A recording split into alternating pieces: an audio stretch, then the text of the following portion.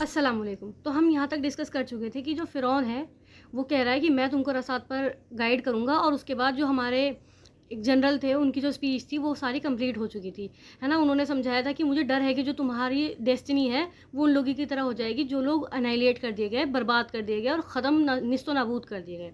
उसके आगे से अब हम डिस्कस करेंगे। तो गाइस, क्या जो इजिप्शियंस होते थे वो इस चीज़ में मानते थे कि हम लोग आफ्टर लाइफ में जाएंगे? हाँ, वो मानते थे।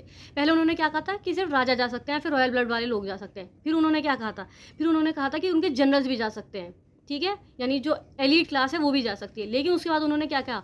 जो भी लोग ममीफिकेशन को या पिरामिड बनवाने को अफोर्ड कर सकते हैं वो भी जा सकते हैं, ठीक है। लेकिन अभी इन्होंने क्या सुना? इन्होंने ये सुना कि अल्लाह ताला ने आद की कौम, समूद की कौम, नूह अलैहिस्सलाम की कौम जो है वो डिस्ट्रॉय कर दी थी, है ना।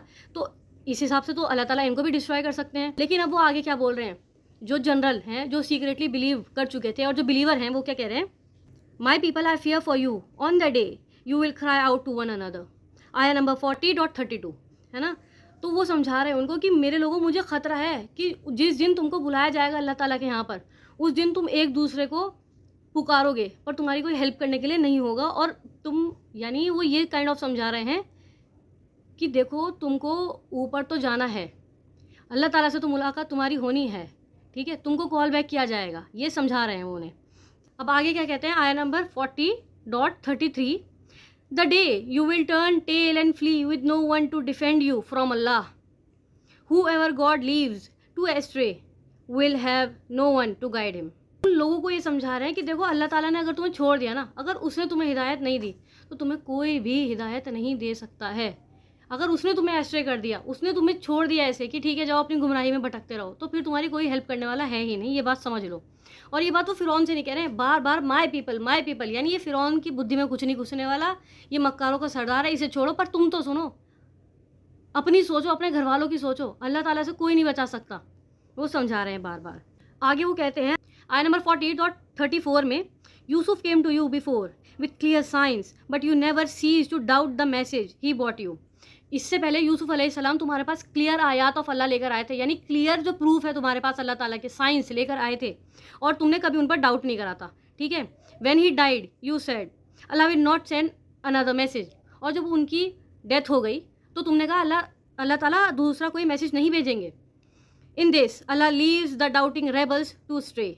और इस तरीके से अल्लाह ताला उन लोगों को छोड़ देते हैं एस्ट्रे होने के लिए जो लोग उन पर डाउट करते हैं, ठीक है। तो बेसिकली क्या हुआ था कि इजिप्ट में जो राजा था उसको एक ख्वाब आया था कि यहाँ पर अब सूखा पड़ेगा, और उसको ख्वाब तो कुछ और आया था कि उसको कुछ गायें दिखाई दी थी जो कि बहुत पतली पतली सी थी, है ना। इस टाइप से उसको कोई ख्वाब दिखाई दिया था जिसकी ताबीर बताई थी यूसुफ अलैहिस्सलाम ने। 7 साल तो ठीक मौसम रहेगा और उसके बाद 7 साल बहुत भयानक सूखा पड़ेगा, जिसमें कि इतना ज़्यादा सूखा पड़ेगा कि कुछ ज़मीन पे नहीं उगेगा। तो उन्होंने कहा आप मुझे ट्रेजरार बनाइए, मेरे हिसाब से सारा ट्रेड कीजिए, खेतों को किस तरीके से मैनेज करना है, क्या करना है, वो तुम लोग मेरे हिसाब से करो, तभी हम लोग बच सकते हैं। तो यूसुफ अलैहिस्सलाम ने सारी की सारी प्लानिंग करी, उसको एग्जीक्यूट करा, और ये लोग सूखे से बच गए थे। इन्होंने अनाज वगैरह को बहुत अच्छी तरीके से स्टोर करा, और दूसरे लोगों को जब सूखा पड़ा था तो ये लोग बेचते थे, ठीक है, जिसकी वजह से ये लोग दूसरों से ऊपर उठ गए, इनके पास बहुत सारा पैसा इकट्ठा हो गया। तो काइंड ऑफ यूसुफ अलैहिस्सलाम की वजह से ये जो पूरा इजिप्शियन एम्पायर है ये बसा था, ठीक है। ये पूरा जो इतना ज़्यादा फ्लरिश कर गया, ये सब यूसुफ अलैहिस्सलाम की वजह से बचा था। आगे वो कहते हैं कि अल्लाह ताला अब तो कोई मैसेज या फिर कोई मैसेंजर, यानी अपना कोई पैगंबर नहीं भेजेंगे, अब कोई मैसेज नहीं आएगा, अब हम जैसे चाहें अपने हिसाब से चीज़ों को कर सकते हैं। देखो, पहले सूखा पड़ा था तो तुमने अपने हिसाब से, तुम्हें लगा कि हाँ ये हमें बचा सकते हैं, तो तुमने उनकी बात मान ली। अब तुम लोग सुपर पावर हो, तो तुम अब जो पैगंबर आए हैं उनकी बात नहीं मान रहे, तो तुम क्या कर रहे हो? तुमको अल्लाह ताला गाइड करना चाह रहे हैं और तुम उनकी बात मान नहीं रहे। पहले तुम्हें अल्लाह ने कैसे सूखे से बचाया था, और अब भी तुम कितनी बुरी सिचुएशन में हो, तुम उस चीज़ को समझ नहीं रहे और तुम गाइडेंस लेना नहीं चाह रहे। तो फ़िरौन, क्योंकि वो मक्कारों का सरदार है, आगे क्या बोलता है? These are mere conjuring tricks, we never heard this from our forefathers. आया नंबर 28.36। ये जो है ना, ये सिर्फ ट्रिक्स हैं और हमने अपने बाप दादाओं से ये बातें कभी भी सुनी नहीं है। ये जो बोल रहे हैं, ये जो जनरल हैं, ये गलत बोल रहे हैं।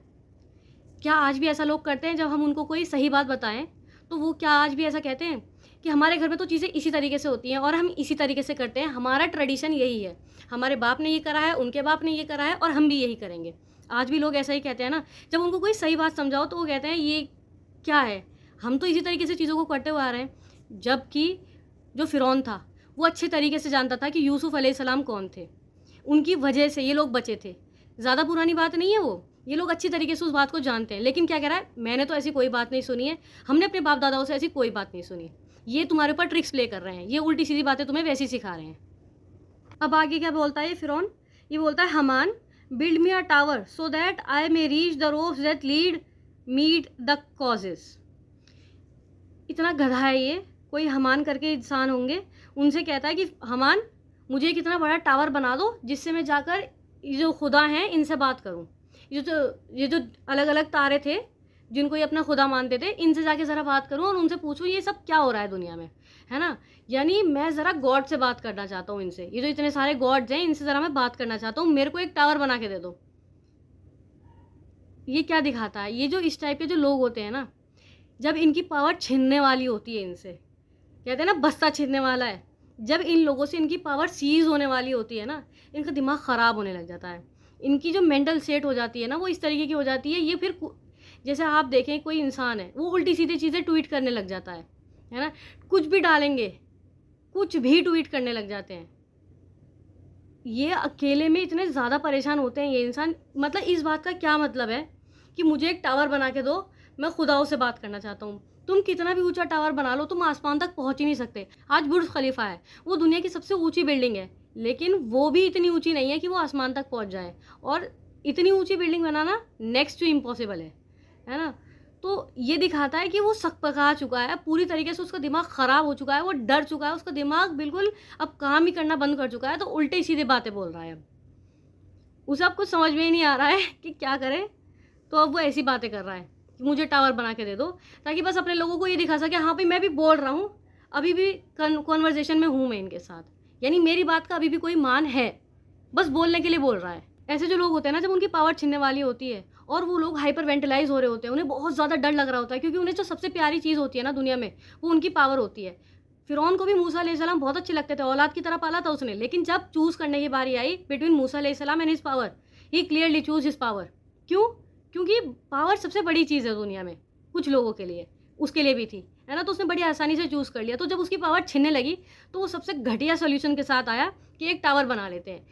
इससे क्या बचकानी बात हो सकती है। आगे आया नंबर 40.37 में ये क्या बोलता है, to the heavens to look for the God of Moses, I am convinced that he is lying.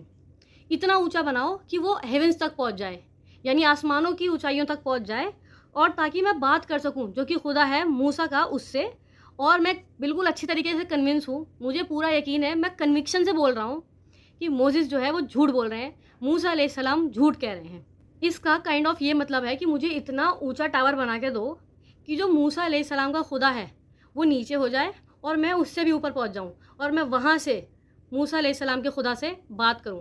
Kind of अल्लाह ताला माफ़ करे, उनके भी खुदा से ऊपर हो जाऊं और उनको नीचे देखूं, है ना। यानी अल्लाह ताला को कम दिखाने के लिए कर रहा है वो ये चीज़।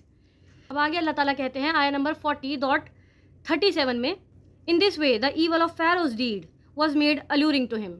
और इस तरीके से फ़ैरो की जो कर्म थे, जो आमाल थे, उनको उसके लिए अच्छा करके बना दिया गया, यानी उसके दिल पर फाइनली सील लगा दी गई। कोई इंसान है जब वो कुछ काम करता रहता है तो उसको वो गलत काम भी बुरा लगना ही बंद हो जाता है ना। जैसे कि आप देखें, आपका कोई पंखा है, आप पंखे को साफ़ मत कीजिए, ठीक है, उस पर एक दिन थोड़ी सी धूल चढ़ेगी, दूसरे दिन थोड़ी और चढ़ेगी, एक हफ्ते बाद थोड़ी मोटी लेयर हो जाएगी, ठीक है, फिर आप उसको साफ़ कर दें तो वो जल्दी से आराम से साफ़ हो जाएगा।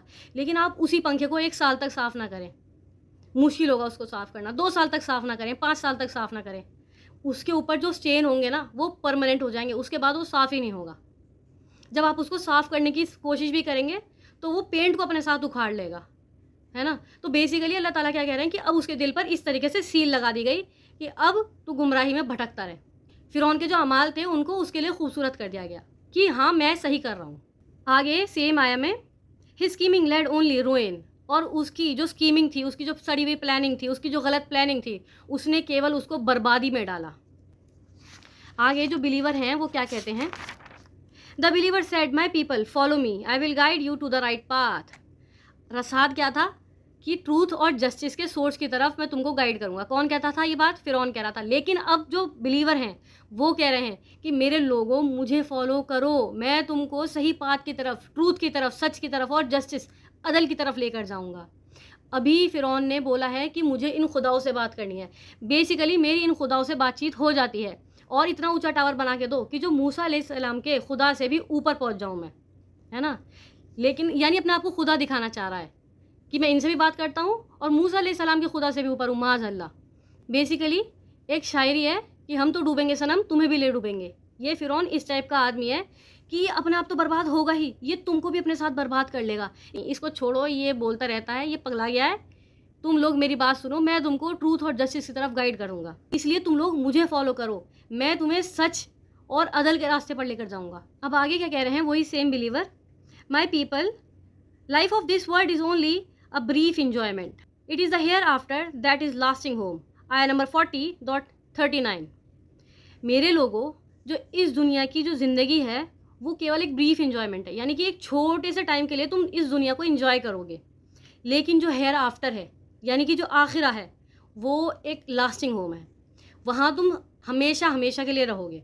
क्या इन लोगों को ऐसा लगता था कि आखिरा में सिर्फ वही लोग जा सकते हैं जो कि उसे अफोर्ड कर सकते हैं, है ना? लेकिन ये जो बिलीवर हैं ये कह रहे हैं कि जाना तो तुम्हें वहाँ पड़ेगा और वहाँ पर हमेशा का जो घर है हमारा, हमेशगी है वहाँ पर हमेशगी का घर है हमारा, ये इनको ये समझा रहे हैं। तो इनका जो एक बिलीव है कि सिर्फ अमीर लोग ही जा सकते हैं आखिरत में, उसको तोड़ रहे हैं। मेटा यानी बैलेंस, हमने पीछे डिस्कस करा था। आगे कह रहे हैं आया नंबर 40.40 में, who ever does evil will be repaid with it like. और जो भी बुरे अमाल करता है उसको उनका सेम टू सेम बदला दे दिया जाएगा। अब तक इन्हें काइंड ऑफ ऐसा लग रहा था कि आखिरत में तो सिर्फ वही जा सकते हैं जो कि उसको अफोर्ड कर सकते हैं।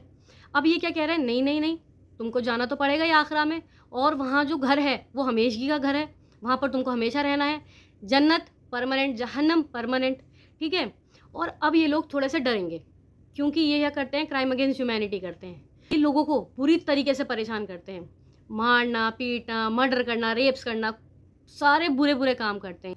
तो तुम इस दुनिया में अपने आप को कितना भी पावरफुल समझ लो, लोगों के साथ तुम कितना भी बुरा बुरा कर लो, लेकिन जब तुम आखिरत में जाओगे वहाँ पर जो तुम्हारे आमाल का बदला है वो तुमको पूरा पूरा कर कर दे दिया जाएगा, पूरा पूरा कर कर दे दिया जाएगा। तुमने किसी एक इंसान को मारा, तुम्हें भी एक बार मारा जाएगा, फिर उठाया जाएगा। दूसरे को मारा था, फिर तुम्हें मारा जाएगा, फिर तुम्हें उठाया जाएगा। तीसरे के साथ तुमने उसका हाथ काटा था, तुम्हारा हाथ काटा जाएगा, फिर उसको जोड़ा जाएगा, फिर तुम्हें मारा जाएगा। अल्लाह ताला कुरान शरीफ में कहते हैं कि हम तुम्हें, तुम्हारी जो स्किन है वो जब जल जाएगी पूरी तो उसे दोबारा बदल कर देंगे, क्योंकि हमारी स्किन की कुछ लेयर्स होती हैं, पहली लेयर, दूसरी लेयर, तीसरी लेयर, कई सारी ऐसे लेयर्स होती हैं। जब कुछ लेयर्स जल जाती है ना तो हमको दर्द होना बंद हो जाता है ना। कहते हैं ना कि 3rd डिग्री का बर्न है, तो उस डिग्री के बर्न के बाद हमको वो जलन होनी बंद हो जाती है। तो अल्लाह ताला कहते हैं कि हम तुमको स्किन दोबारा देंगे, तुमको वो अजाब का तुम्हें मज़ा चखाएंगे, तुमको स्किन हम दोबारा पलट के देंगे। यानी दर्द होना जब बंद हो जाएगा ना तो तुमको फिर से स्किन दे दी जाएगी, फिर तुम उस अजाब को चखो और एवर लास्टिंग अजाब को चखो, हमेशा हमेशा इसी अजाब में रहो।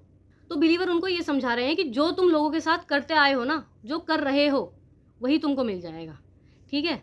आगे क्या कहते हैं, who ever does good and believe, B it a man और a women, will enter paradise. 40.40। अभी आगे क्या कह रहे हैं कि देखो अब तुम इतना बुरा बुरा कर चुके हो, खसारे में तो तुम हो ही, परेशानी में तो तुम पूरी पूरी हो ही, लेकिन मौका अब भी है। जब तक तुम्हारी सांस में सांस है तब तक तुम्हारे पास मौका है। तुम जिंदा हो, ये इस बात का प्रूफ है कि अल्लाह ताला तुम्हारी तौबा कबूल करना चाहता है। अगर तुम सिर्फ गुड डीड्स करते हो और अल्लाह ताला में ईमान ले आते हो, चाहे वो कोई आदमी हो या कोई औरत हो, तो फिर उसको पैराडाइस मिल जाएगी, उसको जन्नत मिल जाएगी। अब इन लोगों को क्या लग रहा है कि अल्लाह ताला इतना इजीली मान भी जाते हैं, मतलब हमने ह्यूमैनिटी के साथ क्राइम करे हैं, हमने लोगों को इतना ज़्यादा परेशान करे हैं, मर्डर करे हैं, किलिंग्स करी हैं और अल्लाह जाने क्या क्या काम करे हैं, हमें इतनी आसानी से जन्नत मिल जाएगी। सिर्फ क्या करना है, 2 काम, माफ़ी मांगनी है और अल्लाह ताला के ऊपर ईमान लाना है, इतना ईजी है। तो बेसिकली वो लोग अब क्या सोच रहे हैं, फ़िरौन के दीन में हम लोगों को अच्छी आखिरत कमाने के लिए क्या करना पड़ता था, महंगे महंगे पिरामिड बनवाने पड़ते थे, उनके अंदर सोना चांदी रखवाना पड़ता था, महंगे महंगे से कॉफिन के अंदर अपनी बॉडी को पता नहीं कैसे कैसे ममीफिकेशन करवानी पड़ती थी। ममीफिकेशन कहते हैं जो पट्टियाँ लपेटते हैं ना बॉडी के ऊपर, कुछ अजीब अजीब से सॉल्यूशंस लगा के बॉडी के ऊपर ताकि वो गले नहीं, ये सब करवाना पड़ता था और वो बहुत महंगी प्रोसेस होती है ना। इतना सब कुछ करवाना पड़ता था, आखिरत जो है हमारी तब जाके अच्छी हो सकती थी। लेकिन मूसा अलैहिस्सलाम का जो दीन है वहाँ पर तो हमको आखिरत बड़ी सस्ती मिल रही है, हमें तो केवल और केवल अच्छे काम करने और अल्लाह ताला में ईमान लाना है। पैराडाइज़ तो बहुत सस्ती है। यानी ये जो फ़िरौन का दीन है, ये तो हमें अब तक बहका ही रहा था, ऐसा तो कुछ है ही नहीं। उनके दिमाग में इस तरीके के ख़्याल आ रहे होंगे अब। अब यहाँ पर एक सवाल है कि वो जो जनरल थे, जो कि अल्लाह ताला के ऊपर ईमान ले आए थे, उन्होंने ये क्यों कहा कि औरत और आदमी, जो भी औरत या फिर आदमी अल्लाह ताला के ऊपर ईमान ले आते हैं और गुड डीड्स करते हैं, अच्छे काम करते हैं, उनको जन्नत मिल जाएगी। औरत का ज़िक्र क्यों करा? औरत का ज़िक्र क्यों करा? वहाँ पर तो कोई औरत है नहीं, यहाँ तो सारे आदमी खड़े हैं, सारे जनरल्स हैं। लेकिन क्या उस महल में कोई और भी औरत थी? जी हाँ, थी। बीबी आसिया, अम्मा आसिया वहाँ पर थी, ठीक है। लेकिन फ़िरौन ने उनके साथ क्या करा था? क्योंकि वो ईमान ले आई थी, तो उनको उसने एक बहुत पेनफुल डेथ दी थी। उनको बहुत बुरी तरीके से फ़िरौन ने मारा था, ठीक है, क्योंकि वो अल्लाह ताला के ऊपर ईमान ले आई थी। और जब बीबी आसिया अल्लाह ताला के ऊपर ईमान ले आई थी, तो उन्होंने अल्लाह ताला से दुआ की थी कि अल्लाह ताला तू मुझे इस फ़िरौन के घराने से निजात दिला दे और अपने यहाँ मेरा एक घर बना। तो वो ये समझा रहे हैं कि अल्लाह ताला हर उस इंसान के लिए, चाहे वो मर्द हो चाहे वो औरत हो, उसके लिए उसको जन्नत देता है, जो भी उसमें ईमान लाते हैं और अच्छे काम करते हैं। ये फ़िरौन की तरह नहीं है अल्लाह ताला कि केवल गुस्सा करें, जो भी उसके ऊपर ईमान ना लाए उसको मार दें। अल्लाह ताला बहुत जेनरस हैं, अल्लाह ताला माफ़ करने वाला है, अल्लाह ताला बार बार माफ़ करने वाला है। तुम गलती करो, रिपेंट करो, तौबा करो और इस चीज़ को दिल में रख के तौबा करो कि अल्लाह ताला अब नहीं होऊंगा, अब नहीं करूँगा गलती, और हो गई फिर से तो कोई बात नहीं, अल्लाह ताला फिर माफ़ कर देता है। अल्लाह ताला की मर्सी में आप शक मत करो, अल्लाह ताला रहमान है, बार बार माफ़ करने वाला। आन जहाँ पर आता है उसका मतलब होता है जो रिपीट होती हैं चीज़ें। इंसान बार बार भूलने वाला है ना, गदबान बार बार गुस्सा करने वाला, रहमान बार बार रहम करने वाला। इस तरीके से उन्होंने अल्लाह ताला का एक बहुत ही ज़्यादा स्ट्रॉन्ग डिस्क्रिप्शन उन लोगों के सामने रखा कि हाँ, अल्लाह ताला के पास पावर है, वो चाहे तो अज़ाब दे सकता है, लेकिन वो माफ़ भी कर देता है, ठीक है। वो इस फ़िरौन की तरह नहीं है, वो जेनरस है। तुमको सिर्फ उसके ऊपर रुजू करना है, उससे माफ़ी मांगनी है, और वो तुमको ऐसे माफ़ कर देगा जैसे कि कुछ था ही नहीं। तुम्हारी गलतियों को भी नेकियों में बदल देगा। सेम आया में वो आगे क्या कहते हैं 40.40 में ही, and be provided without measures. और हर वो इंसान, औरत हो चाहे आदमी, जो कि अल्लाह ताला में ईमान लाता है और अच्छे काम करता है, उसको पैराडाइस में दाखिला मिलेगा, और उसको हर जो मता है, हर जो मतलब चीज़ है, बिना किसी रुकावट के, बिना किसी नाप तोल के प्रोवाइड की जाएगी। जो वो चाहेंगे उनको वो चीज़ मिलेगी। बहुत सी जो लेडीज़ हैं उनकी ये कंप्लेंट होती है कि अल्लाह ताला ने आदमियों को जन्नत में बहुत सारी चीज़ों का वादा किया है कि तुमको 70 हूरें मिलेंगी और डिफरेंट चीज़ें मिलेंगी, लेकिन अल्लाह ताला ने औरत के बारे में नहीं लिखा कि तुमको ये मिलेगा वो मिलेगा। क्यों नहीं लिखा? तो वो परेशान होती हैं इस चीज़ से। देखिए, एक रिसर्च की गई थी एक यूनिवर्सिटी में, बच्चों के ऊपर और बच्चियों के ऊपर, यानी लड़कों और लड़कियों को सेपरेट उसी रूम में बिठाया था, बस लड़के इस साइड और 20 लड़कियां इस साइड, इस तरीके से बिठाया गया था, और एक एक्सपेरिमेंट कंडक्ट किया गया था, जिसके अंदर उनसे कहा गया कि देखिए, अगर 1 मिनट के लिए आप ये सोचिए कि हलाल और हराम की तमीज़ नहीं है, यानी कुछ सही और गलत मैटर नहीं करता, तो हम आपको चिट दे रहे हैं, आपको लिखिए कि क्या चीज़ चाहिए लाइफ में। आप उस चिट के ऊपर लिख दीजिए कि आपको क्या चीज़ चाहिए, ठीक है। तो लड़कों ने विद इन सेकेंड्स लिख दिया कि उन्हें क्या चाहिए। मुझे बताने की ज़रूरत नहीं है कि उनको क्या चाहिए, ठीक है। 7th 8th क्लास के बच्चे। और लड़कियाँ, उनका टाइम भी ओवर हो गया, पूरे 5 मिनट हो गए, अभी भी सोचे जा रही हैं, मुझे 5 मिनट और चाहिए, can I have 2 minutes more. मतलब इस तरीके से हर औरत की जो ख्वाहिश होती है ना, वो डिफरेंट होती है। किसी के लिए उसकी पढ़ाई पहले है, किसी के लिए उसका घर बार पहले है, किसी को अल्लाह ताला से कनेक्शन चाहिए, किसी को कुछ और चाहिए, वार्डरोब अच्छा हो, कपड़े लत्ते भी चाहिए, है ना। साथ ही साथ हमें ये भी चाहिए कि हमें कोई प्यार भी करे। औरतों की जो डिस्टिंक्शन है ना चीज़ों की, वो बहुत ज़बरदस्त है। हमारी लिमिटेड नहीं है चॉइस, मर्दों की चॉइस लिमिटेड है, लेकिन औरत की चॉइस लिमिटेड नहीं है। इसलिए अल्लाह ताला ने कहा बिना मेजर्स के प्रोवाइड करा जाएगा, चाहे औरत हो चाहे आदमी हो, तुम जो चाहोगे और उससे ऊपर भी तुमको प्रोवाइड करा जाएगा बिना नाप तोल के। तो परेशानी होना हमें कि औरतों के बारे में अल्लाह ताला ने क्यों नहीं बताया स्पेसिफिकली, और आदमियों का क्यों बता दिया, ठीक है। आप जो सोच सकते हो आपको वो सब कुछ मिलेगा और उससे ज़्यादा मिलेगा। अब आगे क्या कहते हैं, my people why do I call you to salvation when you call me to fire. और मेरे लोगों, मैं तुम्हें सीधे पाथ की तरफ क्यों बुला रहा हूँ जबकि तुम मुझे आग की तरफ बुला रहे हो। यानी इसमें मेरा तो कोई फ़ायदा नहीं है ना, फ़ायदा तो इसमें तुम्हारा ही है, और तुम मुझे आग की तरफ इनवाइट कर रहे हो। मैं नहीं जाना चाहता आग में, मैं तुम्हें भी वहाँ से बाहर निकालना चाहता हूँ, मेरी बात मान जाओ। वो उनको ये समझा रहे हैं, है ना, मैं तुमको हेल फायर से बचा रहा हूँ, दोज़ख की आग से मैं तुमको बचा रहा हूँ। नेक्स्ट आए में 40.42 में वो कहते हैं, you call me to disbelieve Allah and associate with him things of which I have no knowledge. तुम चाहते हो कि मैं अल्लाह ताला के यहाँ डिसबिलीव करूँ, मैं अल्लाह ताला को ना मानूँ और ऐसी चीज़ों के ऊपर ईमान लाऊँ जिनके बारे में मैं कुछ जानता ही नहीं हूँ, मुझे उनकी कोई नॉलेज ही नहीं है. I call you to the mighty, to the forgiving one. मैं तुम्हें उसकी तरफ बुलाता हूँ जो सबसे ज़्यादा शक्तिशाली हैं और जो बार बार पलट पलट कर माफ़ करते हैं. गलती करते हो माफ़ करते हैं, गलती करते हो माफ़ करते हैं. मैं तुम्हें उसकी तरफ बुला रहा हूँ और तुम मुझे आग की तरफ बुला रहे हो. तो बेसिकली उनको ये तो पता है कि अल्लाह ताला के पास अथॉरिटी है, क्योंकि वो देख चुके हैं. बहुत सालों तक अजाब रहा है वहाँ पर. 1-2 दिन के लिए अजाब नहीं रहा है, कई सालों के लिए अजाब रहा है. ठीक है, कभी फ्रॉक का, कभी जुओं का, कभी किसी और चीज़ का, बहुत सालों तक अजाब रहा है. तो वो ये तो जानते हैं कि अल्लाह ताला माइटी हैं, सबसे ज़्यादा शक्तिशाली हैं, अल्लाह ताला के पास अथॉरिटी तो है, ये बात तो वो समझ रहे हैं. ठीक है, लेकिन अब उनको ये भी पता चला है कि वो माफ़ भी कर देते हैं. वो फ़िरौन से अलग हैं. अल्लाह ताला लोगों को ऐसे ही नहीं ख़त्म करते. अल्लाह ताला ज़ालिम नहीं है, वो ये समझ रहे हैं चीज़ों को. अल्लाह ताला सूरह अल बकरा में कहते हैं, आया नंबर 185 में, अल्लाह ताला तुम्हारे लिए आसानी चाहते हैं, ना कि हार्डशिप. तुम्हारे लिए परेशानी नहीं चाहते अल्लाह ताला. तुम्हें क्या करना है, बस ईमान लाना है और अच्छे काम करने हैं. बाकी अल्लाह ताला पर छोड़ दो, वो तुम्हारे लिए चीज़ें आसान भी करेगा और तुमको जन्नत भी देगा. और उस जन्नत में तुमको बिना मेजर करे चीज़ें देगा, लातादाद चीज़ें देगा इंशाल्लाह. आगे क्या बात हो रही है, आया नंबर 40.43 में, there is no doubt that what you calling me to serve is not fit to be invoked either in this world or hereafter. Our return is to God alone, and it will be rebel who will follow inhabit the fire. तो basically उनको ये समझा रहे हैं कि इस बात में कोई भी डाउट नहीं है, जिस चीज़ की तरफ तुम मुझे बुला रहे हो वो केवल और केवल गलत है और वो मेरे लिए ठीक नहीं है. That is not be fitting for me. और वो ना ही इस दुनिया में ठीक है और ना ही इसके बाद वाली दुनिया में ठीक है. ठीक है, जिसके लिए तुम इतने महंगे महंगे पिरामिड बनवा रहे थे, वो तो सिर्फ और सिर्फ एक झूठ था. जो रियल तुम्हारी जाने की जगह है ना, वो तो अल्लाह ताला के ही पास है. ये बड़े बड़े पिरामिड बनवाने का कोई फ़ायदा नहीं है. ठीक है, ना ही इस दुनिया में ये चीज़ ठीक है और ना ही इसके बाद वाली में ये चीज़ ठीक है. वो उनको ये बात अच्छे तरीके से समझा रहे हैं. और वो लोग रेबल होते हैं जो कि इनहेबिट करते हैं फायर को. और वो लोग जो कि अल्लाह ताला की बात नहीं मानते, अल्लाह ताला की आयतों का इनकार करते हैं, साफ साफ उनको जो बात दिखाई जाए, समझाई जाए, सिखाई जाए उसको नहीं मानते, तो वो लोग रेबल होते हैं. ऐसे लोग जो कि बात को नहीं मानते और वो जहन्नम उनके लिए लिख दी जाती है, उनको फिर जहन्नम में डाला जाता है.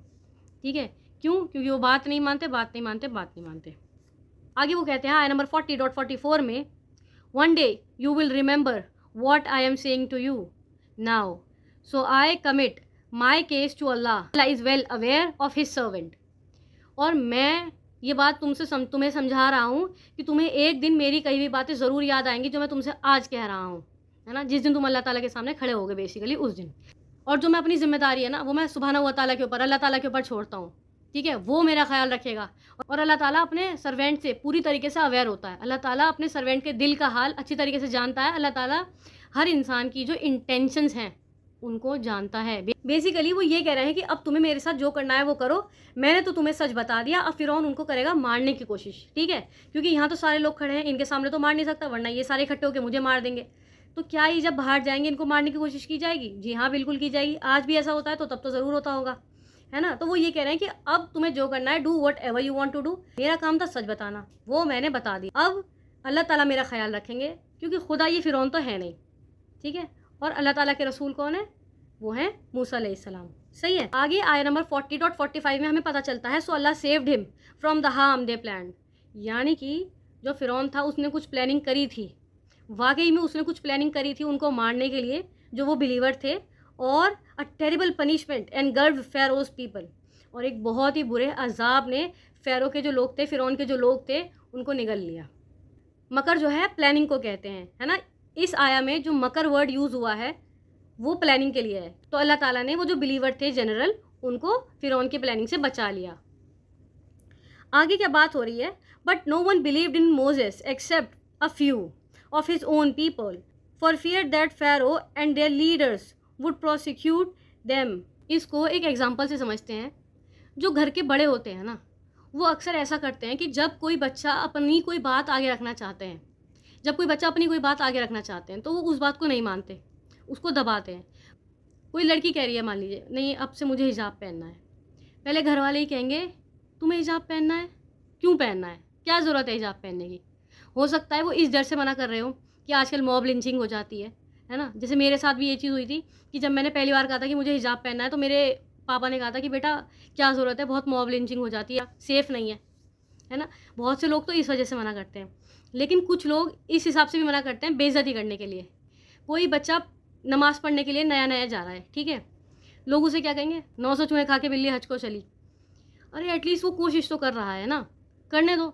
नहीं, मगर घर से ही पहले चीज़ें शुरू हो जाती हैं। बाहर वाले बाद में करते हैं, पहले अपने जो लीडर्स होते हैं ना, वो शुरू कर देते हैं चीज़ें। वही नहीं करने देते, चेंज ही नहीं आने देते। चेंज ज़्यादातर उन लोगों से आता है जिनकी एज कम होती है, क्योंकि जो बड़े होते हैं ना, वो रिलक्टेंट होते हैं चेंज के लिए। वो नहीं चाहते कि कोई चेंज आए। वो ट्रेडिशंस में बहुत ज़्यादा एनगल्फ्ड होते हैं, बंधे हुए होते हैं वो उनसे। तो इस आया में ये हमको समझाने की कोशिश की गई है कि ये तब भी होता था, ये अब भी होगा। जब भी आप अल्लाह ताला के कॉज़ के लिए आगे बढ़ोगे, तो पहले आपको अपने आप से लड़ना पड़ेगा, फिर आपको अपनी फैमिली से लड़ना पड़ेगा, उसके बाद बाहर की दुनिया से आपकी लड़ाई होगी। पहले लड़ाई अपने घर से शुरू होगी। फ़िरौन तो मारेगा बाद में, मगर पहले अपने घरवालों से लड़ाई है। हम लोग भी अपने-अपने घरों में फ़िरौन हो सकते हैं। 2 बीएचके अपार्टमेंट के अंदर भी कोई फ़िरौन हो सकता है। अपने माँ-बाप से ऐसे बात करें, खाना दो हमें, पानी दो हमें, नहीं पहनूँगा ये ड्रेस, इस कॉलेज में नहीं जाना, इतनी पॉकेट मनी नहीं चाहिए। एक छोटा बच्चा भी फ़िरौन हो सकता है, कोई बड़ा इंसान भी फ़िरौन हो सकता है। इस आया को थोड़ा डिस्कस करते हैं कि बहुत कम लोगों ने उनके ऊपर ईमान लाए थे, मूसा अलैहिस्सलाम के ऊपर। और क्यों नहीं लाए थे जो बाकी के थे? क्योंकि उनको लगता था कि फ़िरौन जो है उनको मार देगा और उनके जो अपने लीडर्स हैं वो उनको मार देंगे, परसिक्यूट कर देंगे। अब आगे मूसा अलैहिस्सलाम क्या कह रहे हैं? My people, if you have faith in Allah and are devoted to him, put your trust in him if you are Muslim. तो वो कह रहे हैं, मेरे लोगों, अगर तुम्हें अल्लाह ताला में ईमान है तो अपना पूरा का पूरा जो ट्रस्ट है ना, अपना पूरा यकीन अल्लाह ताला में रखो, तवक्कुल रखो, ठीक है? तकवा रखो अल्लाह ताला पर। अगर तुम मुस्लिम हो तो मुस्लिम की क्या मीनिंग होती है? जो वो इंसान जो अल्लाह ताला के यहाँ अपने आप को पूरी तरीके से सबमिट कर दे, अपनी रूह अल्लाह ताला को सौंप देता है, उसको कहते हैं मुस्लिम, ठीक है? जो हर काम अल्लाह ताला के हिसाब से करता है, वो होता है एक मुस्लिम। मुस्लिम सिर्फ़ कोई इस तरीके से नहीं होता कि हाँ, हम मुस्लिम घराने में पैदा हो गए तो हम मुस्लिम हो गए, नो। हम मुस्लिम होते हैं अपने आमाल से, अल्लाह ताला के यहाँ ईमान लाने से। मुस्लिम कोई इस तरीके से नहीं हो जाता, हाँ जी, हम ईद की नमाज़ पढ़ लेते हैं, बीच में ऑन एंड ऑफ रोज़े भी रख लेते हैं, तो मैं मुस्लिम हूँ। No, no, no. मुस्लिम होता है इंसान तकवे से, तवक्कल से। यहाँ पर हमको ये चीज़ समझाई जा रही है। आप ये बात समझिए कि कितना साइकोटिक लेवल का ईमान चाहिए कि जो मूसा अलैहिस्सलाम कह रहे हैं, कोई इंसान उस चीज़ को माने। क्योंकि फ़िरौन बेवकूफ़ हो चुका है, उसकी सत्ता उसके हाथ से छिन रही है, तो वो हर चीज़ वो करेगा जो उसकी सत्ता को बचा सकती है। वो दंगे कराएगा, फ़साद कराएगा, लोगों को मारेगा, उससे जो हो सकता है वो करेगा। वो उन लोगों के माँ-बाप को मार देगा जो लोग ईमान ला रहे हैं मूसा अलैहिस्सलाम की बातों पर कि अल्लाह ताला एक है और फ़िरौन खुदा नहीं है। वो उन लोगों के माँ-बाप तक को मार सकता है। तो कितना ख़तरनाक लेवल का ईमान चाहिए मूसा अलैहिस्सलाम की बात को मानने के लिए, है ना? अल्लाह ताला को देखिए, अल्लाह ताला को हम मानते हैं, ये कहना एक अलग बात है, लेकिन हकीकत में उस पर अमल करना वो एक अलग बात है। कह देना हाँ जी, हम मुसलमान हैं, हम जो अल्लाह ताला कहते हैं हम उसी पर ईमान लाते हैं, लेकिन उसको रियल में अप्लाई करना अपनी लाइफ में वो हार्ड है, काफ़ी ज़्यादा हार्ड है वो। तो ये चीज़ वो उनको समझा रहे हैं। तो लोग क्या कह रहे हैं, जिन लोगों को मूसा अलैहिस्सलाम ने भी समझाया है कि अल्लाह ताला के यहाँ तवक्कल रखो, अल्लाह ताला के यहाँ तवक्कल रखो, ईमान रखो। आया number 10.85, they said we have put our trust in Allah. हमने अल्लाह ताला के यहाँ भरोसा कर लिया है। Lord, do not make us an object of persecution for oppressors, save us in your mercy from those who reject.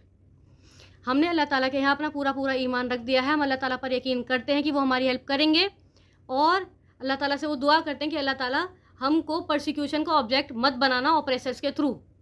यानी अल्लाह ताला जो ऑपरेसर्स हैं, जो हमें दबा रहे हैं, जो हमें ऑपरेस कर रहे हैं, उनके हाथों से हमारी मौतें मत करवाना। वो हमारा परसिक्यूशन ना करें, हमारे माँ बापों को ना मारें वो, है ना? और हम आपसे मदद मांगते हैं कि आप हमें बचा लें उन लोगों से जो लोग रिजेक्ट करते हैं। क्या रिजेक्ट करते हैं? मैसेज जो कि मूसा अलैहिस्सलाम लाए हैं आपके यहाँ से, ठीक है? हमें उन लोगों से आप बचा लीजिए। आया नंबर 10.87 में अल्लाह ताला कहते हैं, we reveal to Musa and his brother.